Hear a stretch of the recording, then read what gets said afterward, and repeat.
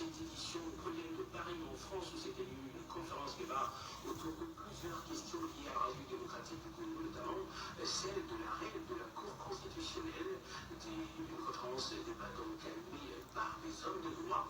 Des précisions dans ce reportage de nos envoyés spéciaux à Paris, Guillaume Koukouameni-Bourgi et des Anglais. Le débat de Paris où s'est invité la République démocratique du Congo, du fait que ces deux arrêts rendus par la Cour constitutionnelle viennent de s'achever. Des sommités des droits constitutionnels et d'éminents juristes français, hommes politiques et opérateurs économiques de l'Hexagone ont pris la préoccupation du cabinet d'avocats de Mme Baleka Kitoko comme interne. Réflexion doctrinale sous les arrêts de 11 mai et 17 octobre 2016, rendus par la Cour constitutionnelle de la République démocratique du Congo. Libre au débat, souci de référence, mais aussi de réalisme. Entre les exposés de M. Jean Dubois de Bousson, celui de M. Didier Maouche, dont la réputation fait à la fois le respect et la fierté de la République française, les réflexions n'ont pas pu s'arrêter en échange.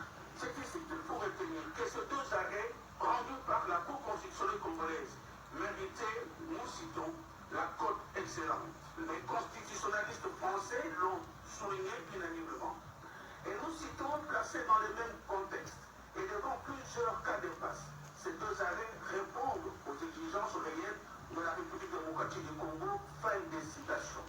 Ces arrêts congolais, s'ils peuvent être l'objet d'une contestation, cela étonne et étonnera tous les constitutionnalistes du monde, a-t-on encore entendu. En conclusion, M. Sébastien Rideau-Valentini, animateur de la conférence, avocat à la Cour pénale internationale, qui a, avec maîtrise, énuméré des actes juridiques pris par la Cour constitutionnelle de la République démocratique du Congo, a rejoint les maîtres des conférences en appuyant, nous disons, la poursuite du mandat de l'actuel président au nom de la continuité. Et lui attendra son successeur élu. C'est de bon ton du point de vue du droit dont les décisions sont opposables à tous. Pour d'autres éminents juristes français, la fierté doit revenir à Mme Baleka Kitoko et avoir pensé, mais aussi tenu à porter la question au plus haut niveau de la science du droit avec l'implication de la sommité du droit français. Mme Baleka Kitoko, Dieu seul sait si elle sait que sa contribution aura été d'une grande importance parce qu'elle humanise la compréhension des sujets qui n'est toujours pas tabou. Retour à Kinshasa où le Sénat a adopté hier en plénière un projet de loi organique sur la Banque centrale du Congo ainsi qu'un texte de loi sur la création de la Banque africaine d'import-export. Explication Bertin et Kefolishaus. La situation des routes est préoccupante, pour ne pas dire catastrophique en RDC, malgré les efforts du Fonds national d'entretien routier FONER et des agences sectorielles.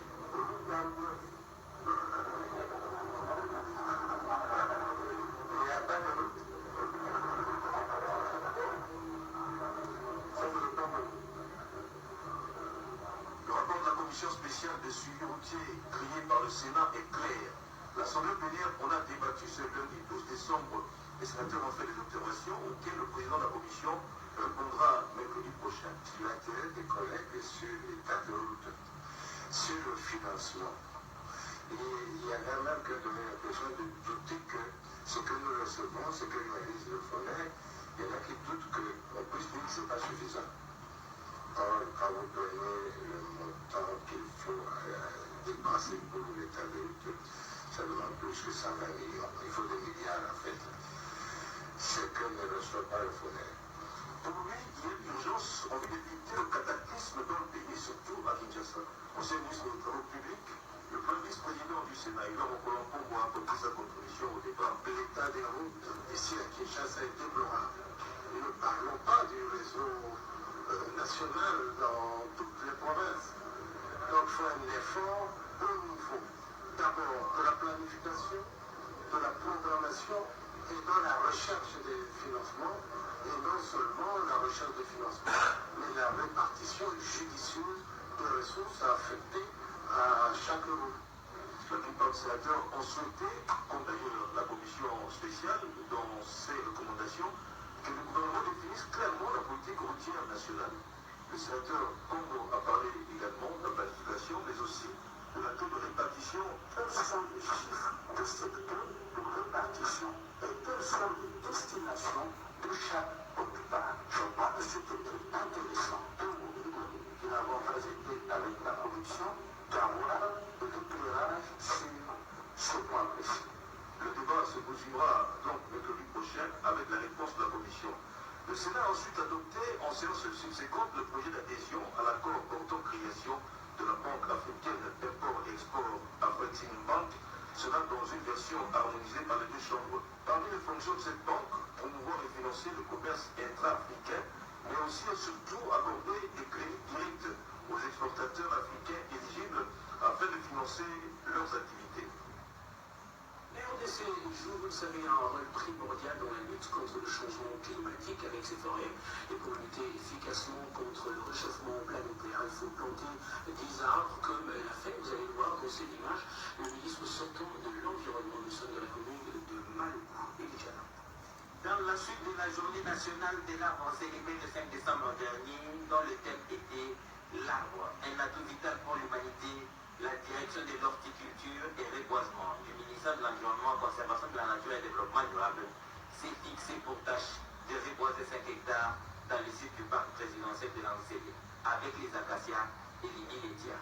Le ministre sortant de l'Environnement, Conservation de la Nature et Développement durable, Robert Bokolo, n'a épargné aucun effort pour marquer l'engagement des plus hautes autorités du pays dans la lutte contre le réchauffement climatique. L'objectif de cette journée de l'arbre, qui est à sa 35e célébration, est de sensibiliser tous les partenaires techniques et financiers, les organisations non gouvernementales, les communautés locales et la population congolaise en général sur l'importance des arbres dans le combat contre le dérèglement climatique, les érosions, la pauvreté et l'insécurité alimentaire. La directrice de l'horticulture, Céline Dembélé, a remercié l'Institut congolais de la conservation de la nature pour l'espace rendu disponible et le Fonds forestier national qui a soutenu financièrement la réalisation de cette activité qui doit, il faut le souligner, s'inscrire dans la durée. Et mon confrère Cédric Kennedy nous propose les images du déroulement d'un tournoi de football pour jeunes, tournoi dit de l'AP organisé par la coordination des jeunes de la majorité présidentielle. Suivez. L'unité des jeunes Congolais, la prise de conscience de ce dernier passe par l'organisation des activités saines. Le tournoi de la cohésion nationale en est une parfaite illustration. Un symbole fort de l'unité des jeunes qui est en sa 6e édition sur l'initiative de Patrick Kamba, cadre du Parti du peuple pour la reconstruction et la démocratie, et Patrick Kamba, président de la Ligue des jeunes de ces partis. Pour cette édition, c'est les jeunes d'Enguédiéba qui ont eu l'insigne honneur de s'exprimer autour du ballon. Le tournoi de cohésion nationale, déjà par son nom, on voit que c'est une compétition sportive qui appelle à l'organisation discipline et pas divisée. Donc, nous faisons dans une espèce de cohésion. Et c'est aussi important que nous ayons des animateurs politiques qui encadrent la jeunesse. C'est important, au lieu que de laisser les jeunes faire les frais de l'instrumentalisation et des intoxications, il est aussi important que nous puissions les occuper à travers le sport, qui est un moyen important pour faire passer des messages essentiels à la jeunesse. Les jeunes du quartier Massiala l'ont emporté sur ceux du quartier Sangomomba, les vigilants face à l'UGS. Des jeunes venus du quartier d'Elbo, dans la commune de Kanyema, qui au-delà du football massif, ont intériorisé des valeurs susceptibles de le prémunir contre toute forme de manipulation. Célébration du 70e anniversaire de l'UNICEF, le bureau de ce programme en République démocratique du Congo a organisé un briefing pour expliquer les progrès réalisés. Décembre 1946 en décembre 2016, s'étendant depuis que la plus grande organisation mondiale dédiée aux enfants a été fondée. En ce jour, l'UNICEF célèbre à l'occasion de son 70e anniversaire les réels progrès accomplis pour les enfants de la planète, tout en renouvelant son appel à aider les millions d'enfants dont la vie et l'avenir sont menacés par un conflit, une crise, la pauvreté, l'inégalité et la discrimination. L'UNICEF est active en République démocratique du Congo depuis 1963. D'ailleurs, la convention relative aux droits de l'enfant a été ratifiée par la RDC le 27 novembre 2016. L'actuel programme de coopération de l'UNICEF en RDC compte parmi les programmes les plus importants au monde. L'occasion pour Yves Willenot de la communication de l'UNICEF d'expliquer aux journalistes amis de l'enfant l'intérêt de cette célébration. La situation des enfants dans les reste préoccupante. Le défi reste important. Cependant, il y a actuellement un projet limité à citer 2 exemples concrets au niveau de la mortalité des enfants. Aujourd'hui, le taux de mortalité des enfants est de l'ordre de 104 pour 1000 naissances vivantes.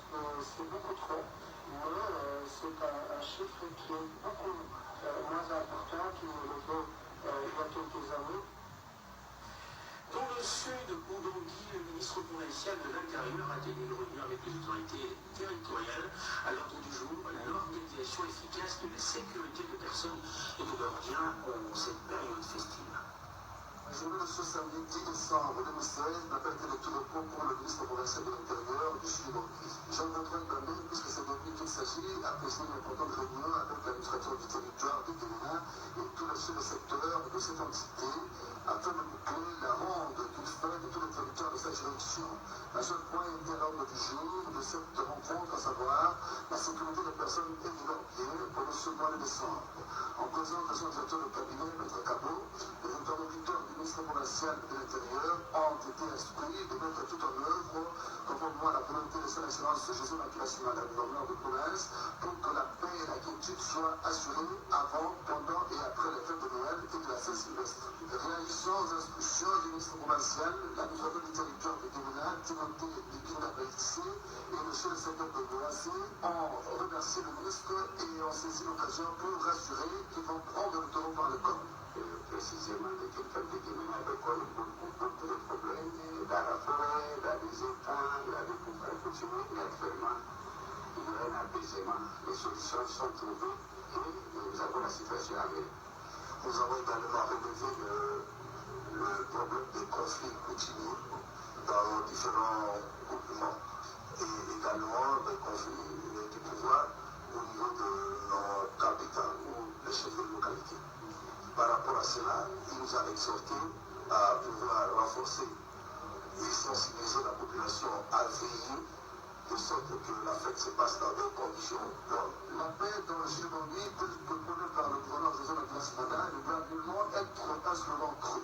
Projet Yéti, Guémena, RTC. Dans l'instant, on province nous parler cette fois à justice avec le renouvellement du serment du président de la Cour d'appel de Goma. Nous sommes double Nord.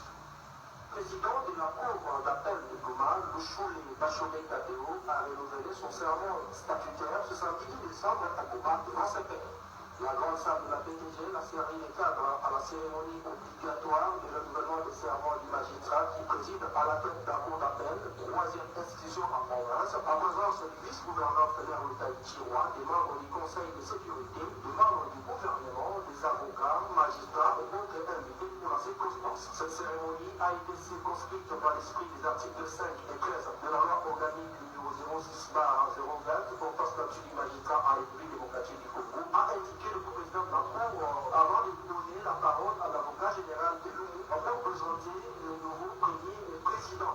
Après son renouvellement du serment, le magistrat Louchoulé a été félicité par ses collègues avant de prononcer son discours autour du thème le droit de la défense et de la détention préventive en République démocratique du Congo. Le premier président de la Cour d'appel a fustigé les pratiques courantes dans l'esprit de l'appareil judiciaire en province et en interdisant le modérage du droit d'entrer en contact avec la défense par ceux qui sont appelés à faire respecter la loi. Il a promis de faire respecter le prescrit des pratiques recommandées par les législateurs en cette matière. Un appel à l'ordre a été lancé envers tous ceux qui se demandent de leur devoir par les magistrats Louchoulé avant d'aborder la notion de respect des droits des membres qu'il s'est engagé de faire appliquer pour que la justice reste au centre de la vie courante. Une minute de silence a été observée en mémoire de ceux Kamassit a décidé en octobre dernier que le magistrat Bacholet vient de remplacer Agoma.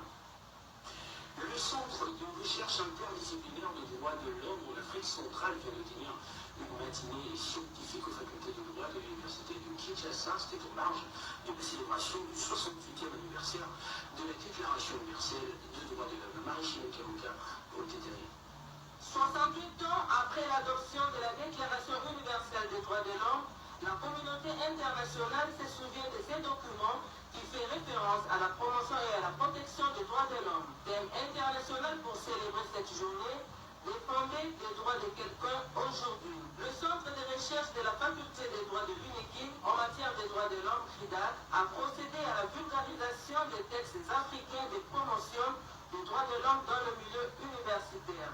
Deux messages forts du secrétaire général des Nations Unies, Ban Ki-moon, et du haut commissaire des Nations Unies aux droits de l'homme, Zeid Ra'ad Al-Hussein, soutenant la défense des droits de l'homme, ont été lus à cette occasion par le professeur Dieudonné Kalim de Guiangira, directeur du CRIDAC, qui par la suite a exposé tout l'état des traités de l'Union africaine en matière des droits de l'homme, bilan et applicabilité.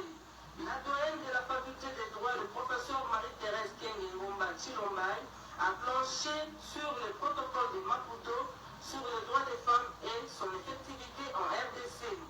Il s'en est suivi un débat qui a permis aux étudiants de poser des questions de fond sur les violations des droits de l'homme dans le monde. Les étudiants ayant pris part au 25e concours africain des droits de l'homme en Afrique du Sud ont fait la restitution à travers un procès fictif qui plaide sur un cas hypothétique devant la Cour africaine des droits de l'homme et de peuple et la République des Koutankité. Un mot de la santé dans ce journal avec les images du 8e congrès extraordinaire de pédiatres, images commentées pour vous par Redépana. La salle vert du centre des handicapés qui a eu lieu la clôture du congrès extraordinaire des pédiatres sur la révision et actualisation des statuts de la société pédiatrique de la RDC. Pendant 2 jours, les activités, le 5 août, les travaux répartis en atelier ont pris soin de révisiter le texte avec comme résultat l'ajout de quelques éléments complémentaires sur les statuts, puis est intervenue l'adoption du texte final avant la présentation du chronogramme des activités pour l'année 2017. Le professeur Dr Bodi Mabiala Joseph fait l'économie de ses assises. Aujourd'hui, nous avons de nouveaux statuts qui ont été amendés, qui ont été révisés et qui vont être soumis au niveau de la justice pour qu'ils deviennent un document légal qui va conduire la société de pédiatrie du Congo démocratique. Pour les jours à venir, nous comptons organiser un grand congrès l'année prochaine sur la santé du nouveau-né, de l'enfant et de l'adolescent. Nous voulons faire un état des lieux de la santé de toutes ces catégories. Nous avons raté les objectifs du millénium pour 2015, mais nous sommes alignés sur les objectifs du développement durable pour 2035. Et on doit se mettre au travail. Avec l'appui du gouvernement, nous allons, même si pas atteindre l'objectif, mais nous approcher un tout petit peu. Avant la déclaration de la clôture de ce 8e congrès, le nouveau président entrant de cette société de pédiatres, le professeur Dr Joseph Bodi Mabiala, et son prédécesseur, le Dr Kamanga, ont procédé officiellement à la remise et reprise devant le délégué de pédiatre. Il n'y a eu aucun mouvement de grève hier à la fonction publique, tout a roulé normalement comme tous les jours ouvrables. Ces images filmées par notre caméra contredisent donc les rumeurs qui ont circulé hier dans la capitale. La paix sociale est bel et bien observée dans l'administration publique. En cette période où le gouvernement expédie les affaires courantes et que la classe politique s'organise à donner une issue favorable à l'impasse politique actuelle. La sérénité doit être démise dans toutes les instances du pays. Nous sommes surpris d'apprendre qu'il y a eu du travail au niveau de l'action publique, et spécialement au ministère de la fonction publique. Travail, il y a eu un mouvement de grève au niveau du ministère de la fonction publique, n'est pas vrai. Nous sommes en train de nous occuper, comme d'habitude, des attributions respectives. Le syndicat qui est en train maintenant de faire un peu cette déclaration, c'est un syndicat qui n'est pas reconnu officiellement. Donc il ne peut pas parler au nom des agents et fonctionnaires de l'État. Il y a une revendication, je crois que l'État est là. L'État devait, en tant que partenaire du gouvernement, venir approcher la hiérarchie, enfin lui poser ses problèmes. Or, jusqu'à preuve du contraire, l'État n'a jamais posé les problèmes et que ce sont des gens qui se sont improvisés, qui, quand on est encore, il faut, dans la presse, et tient des propos dont il ne sait même pas comment ils peuvent justifier si on les soumettait devant les dispositions réglementaires et statutaires organisant leur secteur. Par ailleurs, toute revendication n'est valable que si elle est avalisée par l'intersyndicale de la fonction publique. Et terminons ce journal par les images de fête. Narcisse Makani, technicien et monteur à la radio-télévision nationale congolaise, vient de rompre avec le célibat. Il a choisi de terminer sa vie aux côtés de mademoiselle Fallon Lula, désormais Fallon, madame Fallon Makani, des instants immortalisés par l'œil de notre caméra.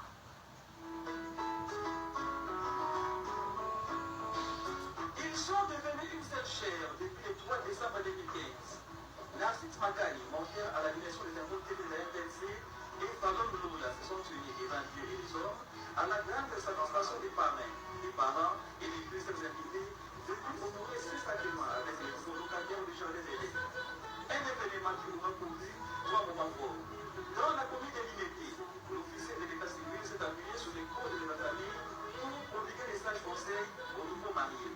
Ces conseils seraient suivis par l'amour mutuel au sens des pardons pour bien jouer les fruits du mariage. Dans le registre communal, les deux conjoints ont opté pour le régime de la communauté universelle des biens. Au ministère de la Restauration cité du Grand Roi, l'officier du jour, le révérend pasteur Mongwalanda avec à ses côtés, son collègue David Moutoua s'est prié inspiré des événements simples pour rappeler à l'Assemblée chrétienne que l'homme qui sera sa famille pour s'attacher à sa femme et les deux deviendront une seule chair. Ce rappel a ouvert la voie à l'échec des alliances entre mariés qui ont choisi le mode de mariage monogamique. Qui commence bien, finit bien du tout. L'événement s'est clôturé par une grande réjouissance